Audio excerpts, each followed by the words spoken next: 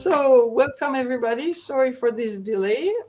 Somehow there was an issue connecting StreamYard to Facebook. That's why we're a few minutes late. So, tonight we will be talking about the C word, coccidiosis, which can affect and decimate a flock if it's not prevented, if it's not treated. So, since it's an issue that a few people seem to be facing at one point or another, if you are raising poultry, we thought that we would talk about that today so that we can give you answers and maybe make you more comfortable and give you reassurance that one, it can be prevented, and two, it can be simply treated. So today with us, we have the Fertrell nutritional team. We have Jeff Mattocks, which I'm not sure if I need to introduce him, but I will anyways. Jeff has been an animal nutritionist for the last 26 plus years. He is the head nutritionist at Fertrell. He's also the author of a wonderful book that I think everybody should have. It's called Niche Poultry Feeding and Management. Baylor and Rachel have joined Jeff last year, I believe. They've been helping a lot of our customers. Baylor started with a food safety, I believe, and then he went into farming to get some experience and then joined Fertrell. And Rachel, I believe, has a lot of experience in dairy goats. She was with us for the last Q&A about goat nutrition and management. So today we're going to start about coccidiosis. And is it you, Baylor, or Rachel starting? Yep, I'm going to start. You? Okay, so I'm going to put your screen here, right there. Okay. All right, so again, I'm Baylor Lansden. I'm going to be starting the first part of the presentation, and then Rachel's going to pick up the rest of the presentation, and then we'll move on to Q&A, where we can address all of your questions that we don't answer in the presentation. So, coccidiosis. So what is coccidiosis itself? Coccidiosis is a disease that is caused by a protozoan parasite, so a protozoa, which is a single-celled eukaryote, so a single cell with a nucleus. And coccidia are mostly from the genera, so plural of genus Eimera, and Isospora. There are many species of coccidia, but many are species specific, and by that I mean their host is a single species. So for example, for cattle, you will have, I believe it is 4 coccidia species that actually cause disease, and you have over 20 that will actually infect cattle. All of our common livestock species and classes can be afflicted by coccidiosis. All right, so what actually is a coccidia infection? So I'm going to go through all the steps here. If y'all have any questions on this in the Q&A, please feel free to ask. So a sporulated oocyst, that is so hard to say, is in the environment already. And this is basically a cell that contains a fertilized egg that has been sporulated. So there are multiple nucleuses inside, I guess those would be nuclei anyway, inside of one capsule. This must be ingested from the environment, including from the soil, feed, manure, etc., to cause infection. And the reason for this is the cell is activated by bile or trypsin, which are enzymes in the small intestine. So it actually has to be ingested for the infection to take place. The infection then starts in the intestinal lining, either of the small intestine or the large intestine or both. And it depends on the animal and the actual species of coccidia for where it infects. The parasite reproduces in the intestines, where it actually ruptures intestinal cells as it continues its life cycle. Then non-infective oocysts are then passed in the feces and where they sporulate in the environment. So this, again, the sporulation is where the nucleus divides inside of that tough outer shell, and only then is it actually infective. So it actually has to pass out of the animal to become infective again. All right, so symptoms of coccidiosis. All direct clinical signs of coccidiosis are from the destruction of the intestinal lining. So that is diarrhea that can be bloody, and intestinal inflammation, which of course is hard to see, but is happening on the inside. Other signs and symptoms can be lethargy, eating, bedding, excessive water consumption, and weight loss. Just what's generally happening whenever you can't get good absorption of nutrients that the animal is taking in. Okay, so is it coccidiosis, or is it any other myriad of things that are causing similar symptoms? So there are many things that can cause this, similar symptoms like necrotic enteritis, like a roundworm infection, like another bacterial infection. But blood in the manure does point us towards coccidiosis because, again, we're talking about that destruction of the intestinal lining. If you're unsure, a veterinary lab can do a fecal. However, because the actual infection is releasing oocysts, that doesn't really relate to the actual amount of infective material that's there or the period of time of the infection. So it doesn't really correspond well to the amount of eggs that are in the feces. So if you can feasibly do a necropsy with the veterinary lab, or even yourself if you don't have access to that, if there's a lot of intestinal inflammation and lesions that you can see, then that can also point you towards coccidiosis. Obviously, if you have a single animal, that's not going to be as feasible to do, but if you have a large flock, it would be more feasible. All right, so the susceptibility to infection of coccidiosis is mostly for younger animals. However, coccidia are universal and ubiquitous, so they are all over at all times. And every animal will be infected at some point by most possibly multiple species of coccidia. The young animals will come in contact with them and then hopefully, ideally, develop immunity after asymptomatic exposure. So because all of your animals are getting the exposure to the coccidia young, they'll have hopefully an asymptomatic exposure and then develop an immunity throughout most of their life, unless they're immunocompromised at a different period of time as they get older.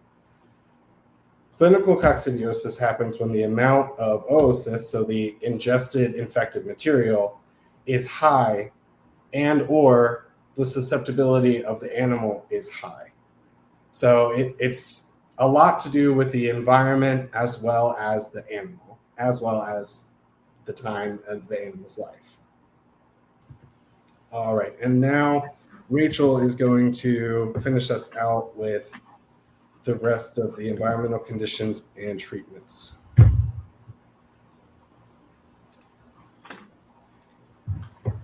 All right, hold on one second.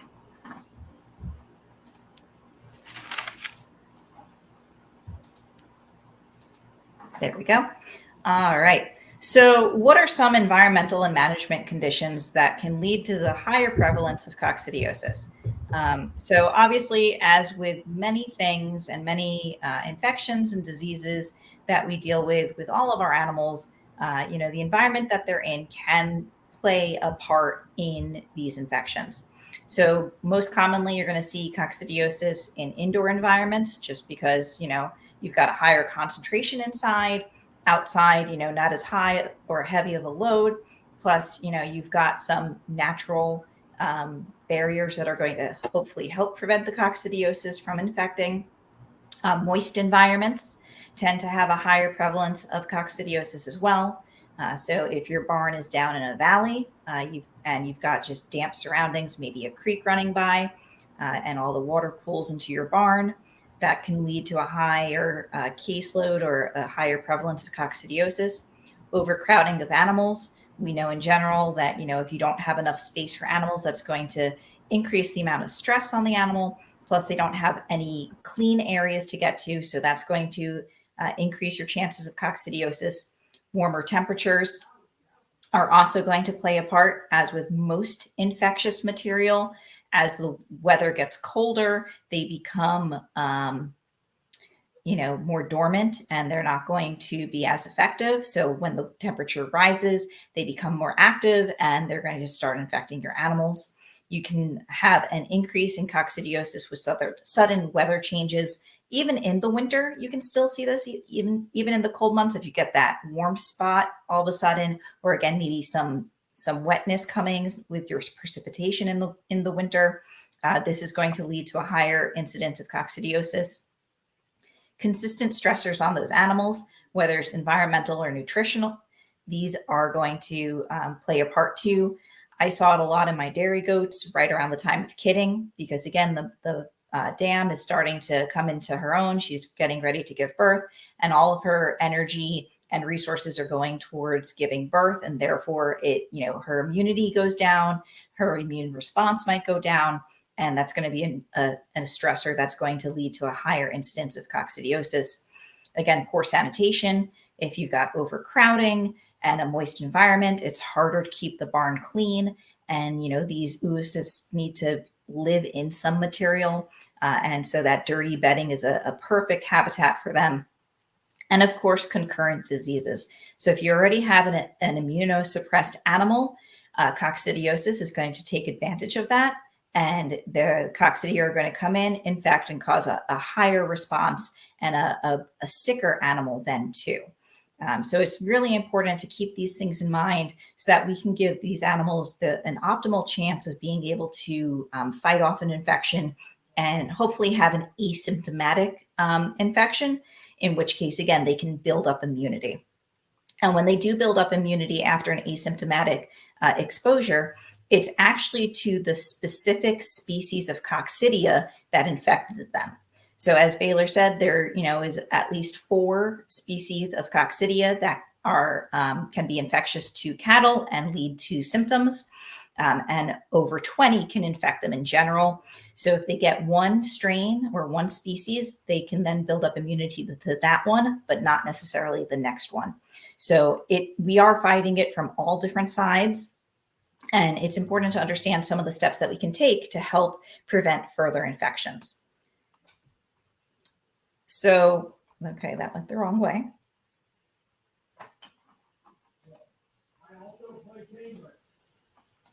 All right, so what can we do? As with anything, we do have best management practices that can help with this and help prevent coccidia and coccidiosis. So number 1 is providing a high quality feed. Everything starts with nutrition. We at Fertrell, we speak about this all the time. You want the best results. You want to make sure you're taking care of the animals properly. And the first thing that we can do is provide a high quality feed. This is going to help support all body functions and make sure that they have the best chances of fighting off infection, being able to survive, and maintaining everything that we're doing. We also can use best feeding and watering practices. So what does this mean? Well, let's try not to keep feed troughs on the ground where the animals might defecate in them. And then the other animals in the barn are going to be eating, infected feces. Obviously, if we can decrease that, that's going to decrease the chance of coccidia infection. Same thing with watering practices. We want to make sure that that water is high enough that they're not, defecating in the water and contaminating the water. Obviously, we all understand the importance of providing clean water to our animals at all times, and this is no different. We also can start our younger animals in clean environments with lower coccidia load. Again, at some point, they are going to come in contact with coccidia. Hopefully, by having a lower coccidia load, it's going to be a more asymptomatic infection, and they'll be able to build up that immunity without having any symptoms and any negative effects. Also, again, we talked about how moist environments, overcrowding, all those things are going to contribute to, and having that clean environment usually means that we don't have a moist environment and we don't have overcrowding going on. It's also important to understand that our young stock tend to have a lower immunity to begin with. They were just born. They do have passive immunity from their moms, but they're only so much that passive immunity can do. And so the young tend to be more susceptible, but it does not mean that only the young are going to get it. We can use preventative treatments. There are both conventional as well as more homeopathic things that we're going to talk about here in a second that we can utilize to help stave off an infection or help control an infection. Again, we can minimize those stressors, both environmental and physiological. Again, during kidding time or when we know that there's a high stress on that animal, make sure that, the animals are comfortable, they've got plenty of space, and, they're not going to have that stress going on. And also you can breed to animals that have shown some good resistance. There is a genetic link to parasite resistance, and certain breeds do have a higher resistance than others. And so it has been actually shown in multiple studies that you can breed resistance into your herd, into your flock. And so being able to keep track of family lines and understanding which animals have a higher resistance and are asymptomatic are also going to help with that in the long run. So what are some preventative options? So first off, I do want to say, Jeff, myself, and Baylor, we are not veterinarians. So we are speaking from anecdotal stories. We're talking from past experience of our own as producers and what we've seen that works. As always, if you do have a good vet client relationship, it's always best to work with them because they can also help diagnose it, as Baylor was saying, with fecals as well as necropsies. And you can talk about any of these options with your veterinarian and see what might be best for your flock or your herd, because each situation is going to be different. I know I've used many of these things myself, and it took lots of work with our veterinarian to figure out what was going to work the best for our situation. So some natural preventatives that you can use, we do talk about using milk, specifically with poultry as a preventative. You're going to provide as much milk as your birds will drink in about an hour on days 3, 7, 14, and 21. Just put it in a small, shallow pie tin and let your birds go at it. That this seems to work really well as a preventative. And you can also use this as a treatment too, as we'll talk about. And there's lots of herbal products as well that we can use as preventative options. There is a lot to talk about: cayenne and garlic and oregano, all which have natural properties to prevent coccidia and other infections as well. And then a lot of times in ruminants, we talk about using reed sedge peat as well. This seems to help control that infection too. So what are some natural treatment options? So we already talked about milk feeding. Day 3, 7, 14, and 21. You can also do this if you have layers. You can offer it to them, once a week. If it's a really bad infection, you can offer it to them, for like 3 days in a row, as much milk as they're going to drink in an hour. For really severe infections, you can use copper sulfate. Copper has been proven and shown to be an antiparasitic. And so you can mix 1 ounce of copper sulfate per 5 gallons of water for your poultry. And you're going to give that to them for 3 days.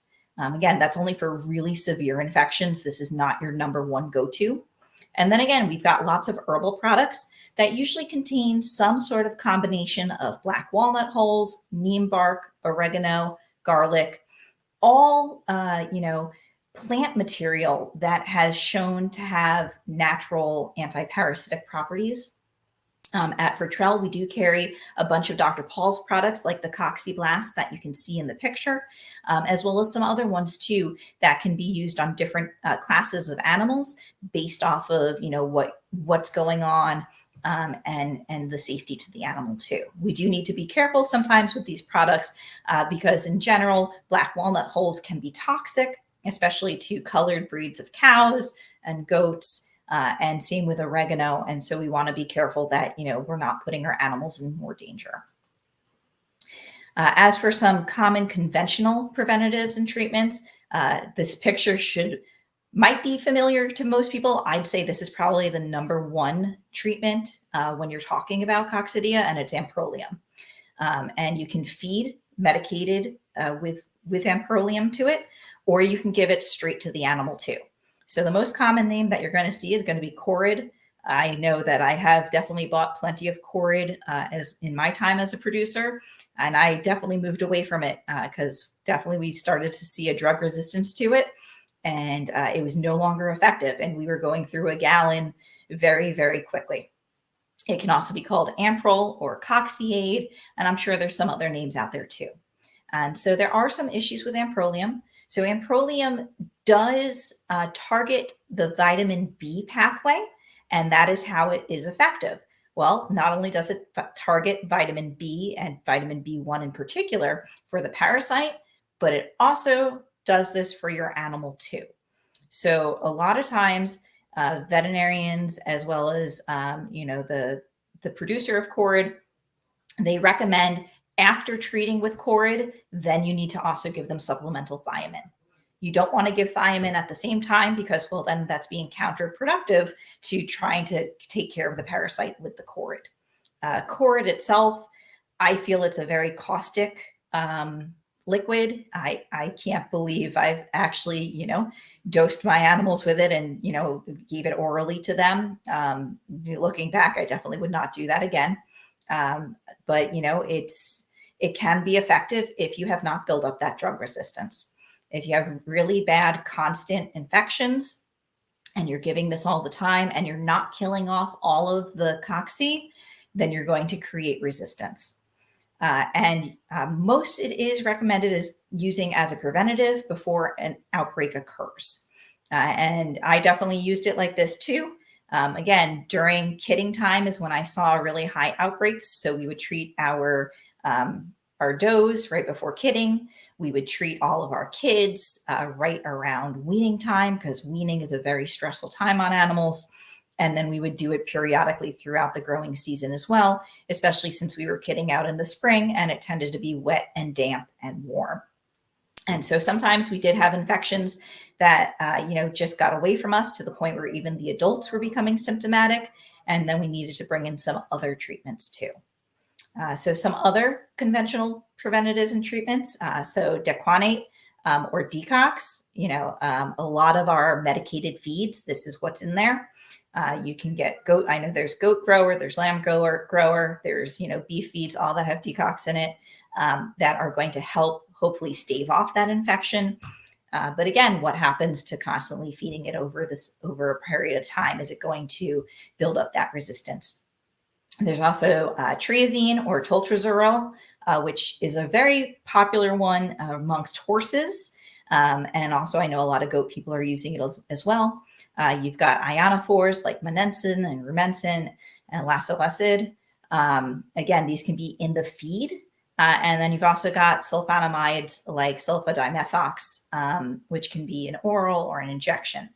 The thing to remember about these two is, again, why it's important to have that vet-client relationship is if any of these classes of drugs have been determined important to human usage, at least in the United States, now you can only get those as a prescription. So you have to get those from a veterinarian. However, if it is a class of drugs that is only used in animals and not in humans, you can still get that over the counter. So most ionophores, Corid, those things, those can still be over the counter, but like sulfadimethox, that needs to be by prescription only.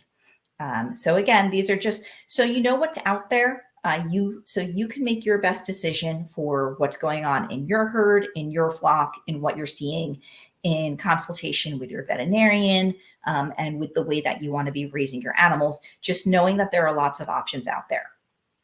Depending on what you have been using, you might need to look at switching up your protocol based off of, again, drug resistance and what's going on. We did have a conventional sheep customer, reach out to us because they were just constantly battling coccidia and the conventional treatments weren't working anymore. And so we're like, well, maybe it's time to try a homeopathic remedy because the parasites aren't used to it. And that's going to give something else that's now going to, allow that animal to fight it off in a different way. So again, a very basic overview of coccidia and what to look for and how it can affect your animals, what you might see in your barn, and different ways to help prevent it and treat it. As with anything, basic management and hygiene protocol is going to help immensely. And then if you're still having issues, then it's time to, try other remedies and other methods to get it to hopefully get under control and not become a constant problem. So I am going to stop sharing my screen. And I'm going to put up a question here, right here from Lisa. If we have an outbreak, how long would we want to keep animals out of the pasture area to reduce the risk of reinfection?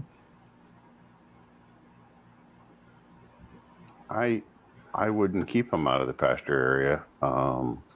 You want to keep them moving so they're on fresh ground every day or two.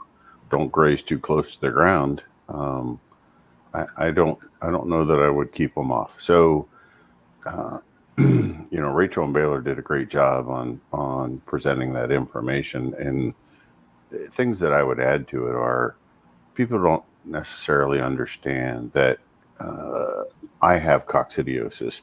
Most healthy digestive tracts in humans or any animal will have a certain amount of coccidiosis in them. It's only when the coccidia gets a chance to take over, right, and win the battle. So when you don't have the right amount of bacilluses and you don't have enough, different other bacterias in your system to be part of the natural balance. So a lot of people will do. I've talked to people who have done fecal tests, like Baylor talked about earlier in the presentation, and they expect to have 0, right? So they send in their fecal test, they get it tested, and they're all hoping for 0. Well, I'll tell you that a 0 oocyst count in a fecal is worse than one with 50 or 60. So until you start seeing oocyst counts above 60, I don't get concerned. Somewhere between 30 and 60 is actually normal. And nobody tells anybody that, right? They think that they want 0, and 0 is not the right answer. So, so hopefully people hear that, and because everybody's afraid, they're afraid to death of coccidiosis, and it's part of the ecosystem. It's everywhere. Like, Baylor said, it's, universal, or it's ubiquitous. It's probably in every ounce of soil that we have, where there's any type of wildlife whatsoever, it's going to be there. Some studies I've read say that a coccidiosis oocyst can actually go dormant and survive in the soil for up to 7 years without a host. Okay. I've actually read studies that say over 10 years. So it has the ability to kind of preserve itself, hide in the soil, and wait for the next host to come along, and so it is everywhere. I don't want people to think 0 in a manure sample or a fecal sample is the right number. But I don't know that I would hold them off the pasture at all. I think I would just keep them moving them forward. If you have an individual animal where the coccidiosis is winning the battle, I'd probably bring it in for a couple of days and treat it, give it a clean environment, do something for it. But I would want to get it back with the herd or the flock or whatever as quickly as I can, right? Because it's actually going to have less stress being with its group of animals, whatever it is, whether it's a herd, flock, or otherwise, than it is going to be separated out. So if you feel like you have to take them off the pasture, then you need to bring the entire herd or the entire group of animals off. you don't want to isolate one or two animals. It causes them a lot more stress. It could actually make them worse. So you mentioned that stress and all that can actually bring that about. We've talked about that in other live Q&As before, where, when you purchase animals or you bring new animals into your flock from another producer, is that one type of stressor that could bring about coccidiosis? Whenever you introduce a new animal or you bring or you significantly change their environment, it is stressful on the animal. It's not so if you're bringing in a new animal or a new bird or a new flock, you're going to stress the flock that you have, and you're really stressing the new animal because it doesn't know where it fits in the social order. So what happens is, and I'm an observer, so I've watched this happen, with all types of livestock or poultry. You bring in a new animal, it stands back, it doesn't eat like the rest of them, it doesn't fit in, it doesn't do what the rest of the group is doing. And that 1 or 2 days of not eating right, or for poultry, for instance, I tend to watch them. They'll peck at the ground, they'll eat leftovers, they're going to eat what the flock didn't, so because they don't know how to commingle yet. And the not eating or the eating of spilled food off the ground or finding something else to eat is oftentimes how they pick up foreign bacteria or oocyst or whatever, and it just makes it worse. So now you've compounded the whole stress of a new environment, because they don't tend to eat right. And I see this in all classes of livestock. It's rare to move an animal to a new farm, to a new environment, to a new whatever, and they fit right in. I can't tell you that I've ever seen that, so they need time. They definitely need observation. So that's why most people do some sort of a quarantine where the animal is within sight, or they can kind of commingle through a fence or wire cage or something, for up to 14 days, just to make sure, everything's going to be okay. But no, some people just chuck them in there, live or die. You're on your own. So Feels like you're on your own, I think, for some of those animals. So Lisa had another comment to qualify what she meant. She says, I meant that particular area of the pasture in the rotation, the animals would still be on pasture. Yeah, I would move them ahead. That could be a wetter piece of ground. It could be grazed harder than some other pieces. So you could, I'm not so much worried about reinfection, but you could have other animals being infected by leaving them in that spot a whole lot longer, right? So I would probably move them to new pasture, keep them moving, definitely observe, see what's going on, just to make sure nobody else has got it, or nobody else is showing the symptoms. So Yes, I am going to put on here, I'm going to see if I'm going to copy and paste a comment and a question that Sherry Welsh posted last week that I think she'd like to see answered. Okay, so here, it's quite a long comment, so it's going to have to be several, but I'm going to read it for you. And I'm going to show it. So, my baby bunnies keep dying. I have struggled for years with changing multiple things, trying to rule out the problem. I started with rabbits in cages in the barn, feeding hay and grass and rabbit pellets. Okay.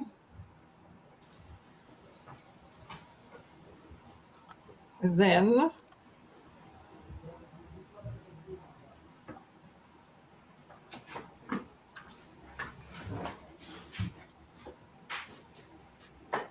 I moved them onto colonies, the stalls to give them more room, but that didn't help. I tried adding some grain, and after multiple recalls on the pellets, discontinued using them and she still had no change.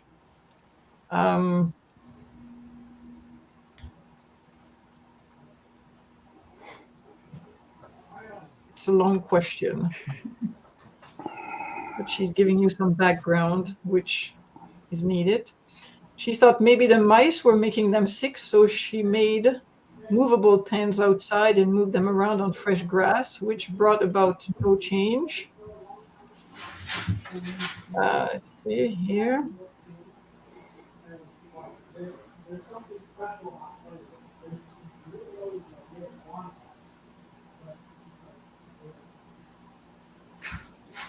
She cut back on the grain and changed it to cob with molasses because they kept getting skinny.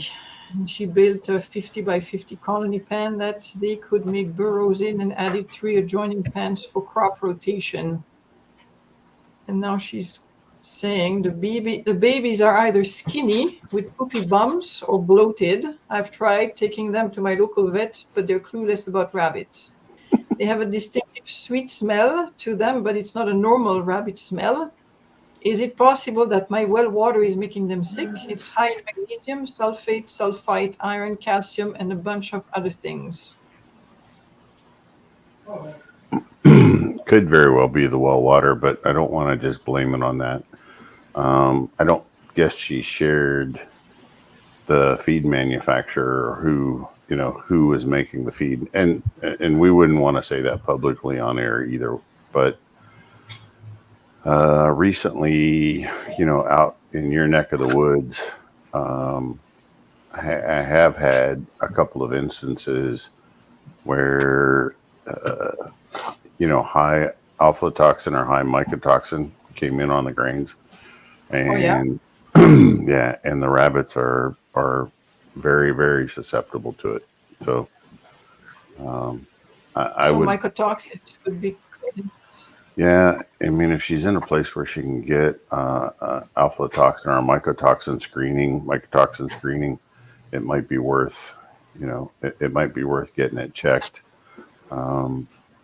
I actually just ran into another situation out in South Dakota, and the feed mill did not clean out their machinery well enough, and they had ran a beef mineral through their system prior to running the rabbit pellets, and so there was a bunch of leftover, because the equipment was older and worn. There was a bunch of leftover beef mineral in there, and it created a big problem for the guy with his rabbits. Salt levels were way too high. All the trace mineral levels were too high. So, I mean, there's just so many things that could go wrong. Need to be careful, Right. unless I believe that Sherry is here in Alberta. I think she's north of me. Okay. But I don't know who's making the pellets. I don't know who's making her feed. She did say that they were. If she's willing to try it, I've actually had pretty good luck with. If she can find some good, clean whole wheat, she can actually mix the P&B with that and offer them untreated alfalfa hay, and that could work very well. Okay. And I know she said that her vet or the vets around her were not very knowledgeable on rabbits, which does seem to be a general thing, just because small animals like rabbits and other small pets like gerbils and hamsters, well, one, they usually have a short lifespan. Pardon me. So it's hard to really treat them for anything. And plus, most things that they're going to come down with, it will usually kill them pretty quickly. So we do see that a lot. But if there are any veterinary labs, up in Canada, I know that there are some vet schools up in Canada. If you go to one of those vet labs, or if you're down here in the States, each state usually has a state veterinary lab. You can send samples there and drop samples there off for necropsies, and they will do a very thorough necropsy and go through every organ system to actually see what it is. And it would be interesting to see what a necropsy would come back and see if anything is remarkable on it or not. Right. Okay, sounds good. Well, I want to Now, go back to her. I want to go back to her comment about her bunnies smelling sweet, particularly if she's smelling it at one end or the other, like orally.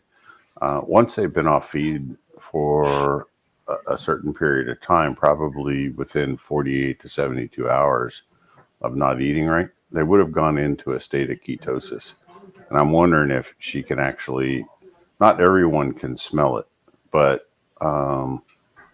there's, about 30% of people, I would say 25 to 30% of people can actually smell the smell of ketosis on their animals. So I would be curious if she would compare that smell to that of like antifreeze, a fresh bottle of antifreeze. That's what it smells like to me. I'm one of the people that can smell ketosis. Usually only in larger animals like cattle, but it's an unusual smell. It's kind of a sweet. If you've ever smelled antifreeze on a fresh bottle, it'll have a similar smell to that. And need to be really careful with the molasses.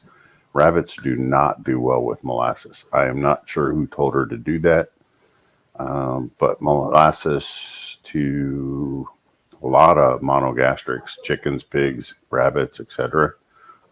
It acts as a diuretic and actually can cause diarrhea. So you got to be really, really cautious with using molasses. okay, that's good to know. Now, I have a question here.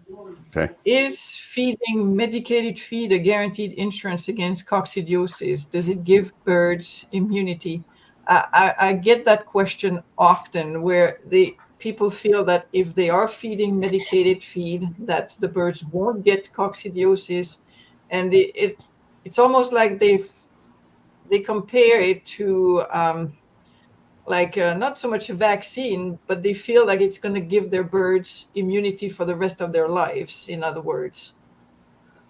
Can you elaborate on that? So first of all, if you feed medicated starter, is it a guarantee that your birds will never get coccidiosis, or even while they are on that feed, but then subsequently for the rest of their lives? It's not a guarantee. Their first few flocks of feeding a medicated feed, they're not going to see coccidiosis while they're feeding the medicated feed. However, it also interferes with the natural immunity system building. So when they come off of the medicated feed, if they ever come off the medicated feed, or when they come off the medicated feed, when that animal gets exposed to coccidiosis, they're still going to go through the same pattern. They're still going to go through the same.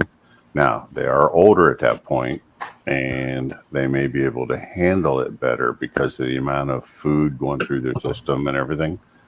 But it doesn't give the birds immunity. So medication never, ever gives immunity to anything. Okay. If anything, it holds back the natural immune cycle. But eventually, some farms that in some places where they're feeding birds medicated feed year after year after year after year after year, like Rachel said, you start seeing resistance to it, and eventually you're still going to have, a coccidiosis outbreak, or you're going to see the symptoms of coccidiosis, and it's no longer going to function. It's no longer going to give you that insurance or that guarantee that you were looking for. Mm-hmm. Next question. How important is grit from right away, or say day 2, day 3, important in preventing this? Jeff, I'm going to let you talk about grit. Grit's really important. So, grit is extremely important. I used to tell people, wait till day 3. You can start introducing it on day 1. My only fear is some grits are shiny and sparkly, and I don't want the chicks picking that out and filling up on stones only. Okay. So But there's no reason, if you have the right proportion and you don't put out like a whole tub of grit and that attracts them, then you're fine. If it's mixed into the feed at around 1%, or you're good. But I mean, grit is the equivalence of my set of teeth, right? I couldn't chew my food. It's not going to work well. I won't be able to digest nearly as well. Friends of mine have done really good studies, and they're showing somewhere around an 8% increase in feed efficiency or an 8% decrease in feed consumed, across the board. And this is really good track data.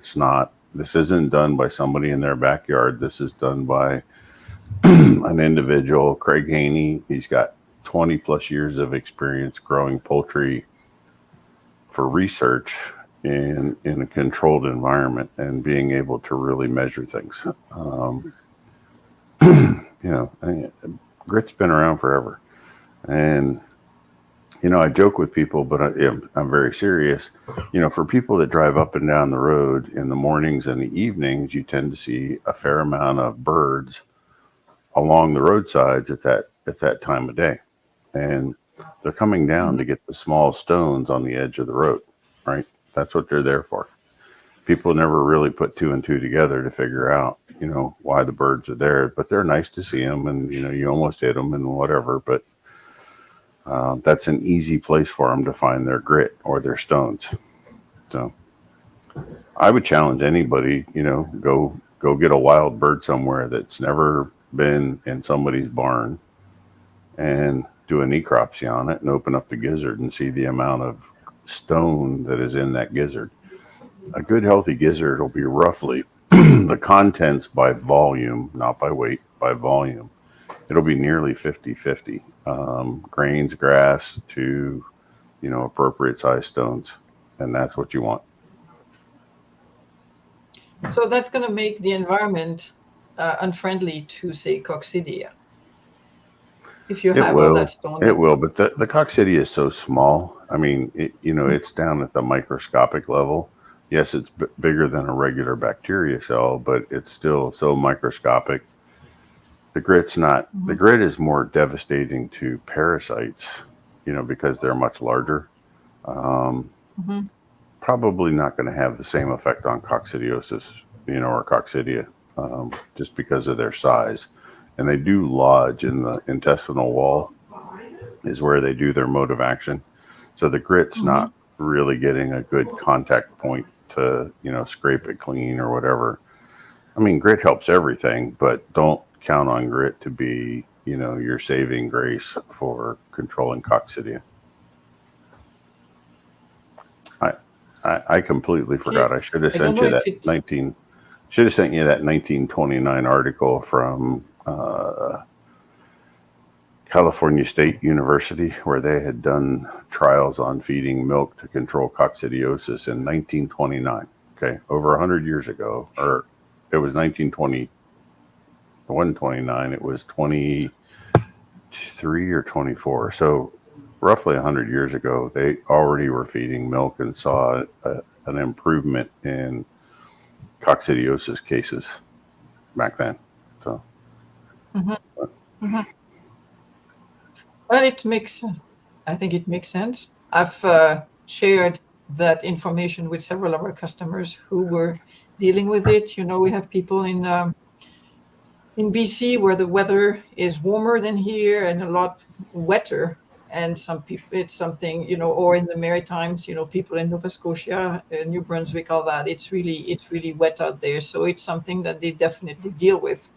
But implementing your either milk or, yogurt, kefir, those kinds of things fed on the days that you have laid out has, helped people prevent it. And it has also helped people who were dealing with the issue already, where the birds, turned around and, they ended up with 2 or 3 cases, over the whole flock of broilers, and it stopped it on its track right there.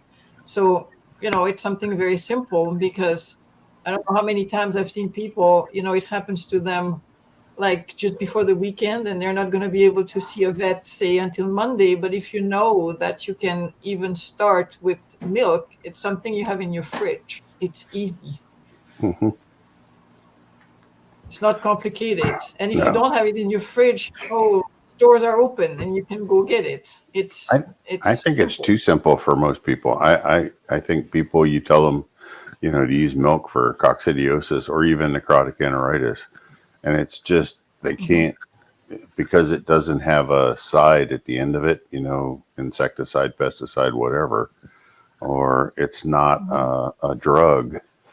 They can't fathom how it's actually going to do the job, but it does a great job. Mhm. Now, I have another question for you. In some holistic, uh, goat raising circles, they are saying that you can give your goats eggs from hens raised on your property that will give the goat immunity to the type of coccidiosis that is on your property, because that's how the hen will pass immunity to her chick. It's through that yolk, where some of that information is passed along. So my question is, have you heard of that? And two, is it far stretched to think that you could actually feed your chicks that egg from hens raised on your property to give immunity to the chicks? You can feed um, eggs to your chicks when they arrive, when you receive them. Is it something you've heard of? Does it make sense? I've done it with chicks, baby pigs, and I've done it with calves. I have not done it with goats. I don't know if Rachel's done it or not, but this is, yeah, for us, it's common practice. So if you have, and it should be a free ranging hen on your farm. So, one that can go get into everything, the compost pile, the manure patties, whatever. The more she's exposed to, the more immunoglobulins she's going to form to pass on to that chick. So the more things that she's challenged with, the better. And then, yeah, and you can actually, I like the eggs more in the spring or in the, like, not beginning spring, but, after she's been running around the wetter time of the year. So probably like middle of May. But you can actually collect Mhm. those eggs. You can freeze them and keep them. So when you have new animals coming, you can use those. It's not a vaccination, but it's kind of, it's almost like, you are passing on immunoglobulins. So it's not a true vaccination, but it's almost like an inoculant, so to speak. So you are, but I've learned this about you doing it with calves, young bovine, years ago. Just years and years and years ago. And it was an old trick that, I picked up on a lot from the veal calf people. You could just, crack a couple eggs and feed it to a calf. And it does a great job. It stops the scours, but it's also given those immunoglobulins that we're looking for. So, Well, and if you think about it too, a lot of times eggs are used in the creation of vaccines and things like that too, as that medium. there. So it is holding a lot of those immunoglobulins to then, pass along to the other animals. So, I mean, in that sense, it does make sense. It does. We have a bunch of vaccine flocks around here. I'm sure they're all over the country, but right here where we're at in Lancaster County, there's quite a few vaccine flocks. And yeah, a lot of vaccines are actually derived from eggs. So I can believe that to be true. And you could do it for any species, whether it's your baby chicks, whether it's your kids, your calves, your whatever. But you can actually, those immunoglobulins will stay intact. So like I said, you can harvest those eggs, you can freeze them, you can crack them and freeze them. And they're not as good as a fresh egg, but they still do work. So it's the same thing with colostrum. If you freeze it, it's going to preserve it, but it's the heating up that can then potentially kill any of the immunity that you might be getting. yeah, you definitely don't want to cook the eggs. So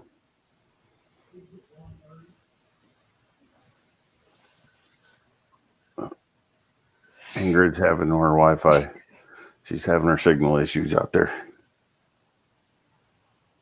There we go. She's back. She's back twice. It looks like we're. I know. Looks like we are experiencing the joys of rural internet here. I'm going to have to listen to the replay because I want to hear the answer to my question. Okay. We kept going even when you kind of fell off. So. Okay, good. Good. That's what matters the most, is that we keep going here. So does anyone else have any other question? If you do, please put it in the comments. While I'm here, I'll be more than happy to share it before I get kicked out again. So yeah, that all those questions that we had were answered here. So if there is nothing else something that I'd like you to comment on too. I've heard you say before that it's not easy to diagnose illnesses in a flock, and sometimes people will see one symptom and they'll think, okay, that's what it is. I understand that when you try to establish what an animal might be suffering from, you are looking for several symptoms. So what would be the several symptoms that you look for coccidiosis? There is the bloody stools, the bloody manure. Is there something else that people should be looking for?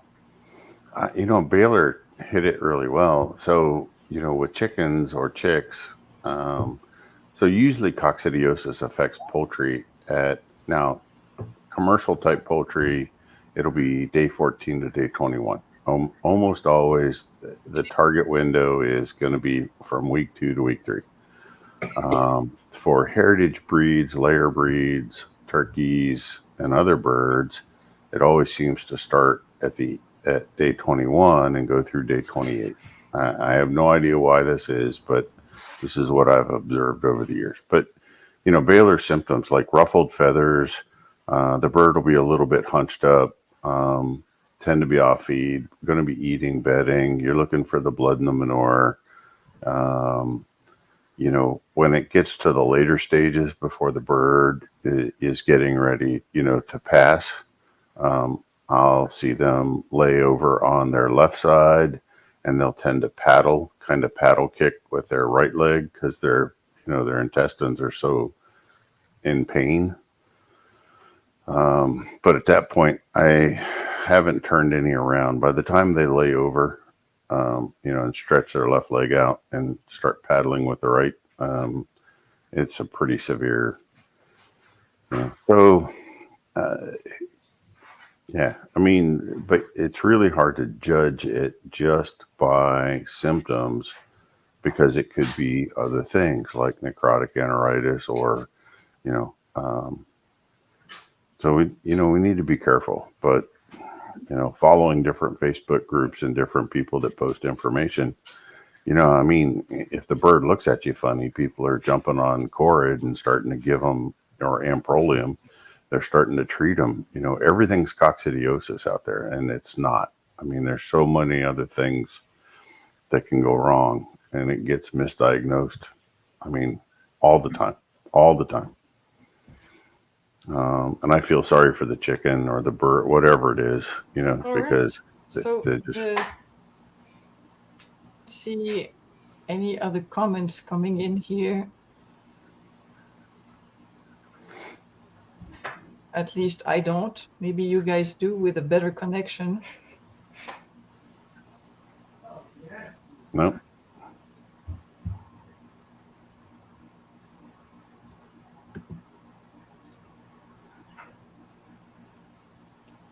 So if there are no other question, I think it's getting late for you guys in Pennsylvania. I'm assuming you can hear me, but I'm not certain. Yeah. We can So hear I you. will end the stream here. The replay will be available in a day or two once I'm able to edit it and put it online. So thank you everyone for attending. Thank you for your questions. Thank you, Jeff, Baylor, and Rachel for being here with us tonight.